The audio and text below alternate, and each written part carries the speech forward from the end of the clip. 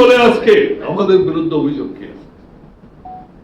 আমাদের বিরুদ্ধে অভিযোগ একটি, যে আমরা 15 বছর আওয়ামী লীগকে ক্ষমতায় রেখেছে এবং আমরা সুবিধা পাবো, আমরা সুযোগ দিয়েছি।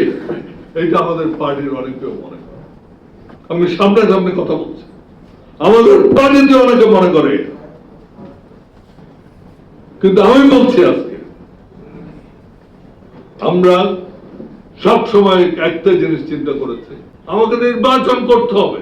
আমাকে হ্যাঁ, সেখানে আমি কৌশল নিতে পারি, আমি কার সাথে নির্বাচন করব, কে নির্বাচন করলে আমার পার্টির জন্য ভালো হবে, কোনটা হবে সেটা আমি নির্ধারণ। আমি আইনের মধ্যে থেকে আমি নির্ধারণ করব।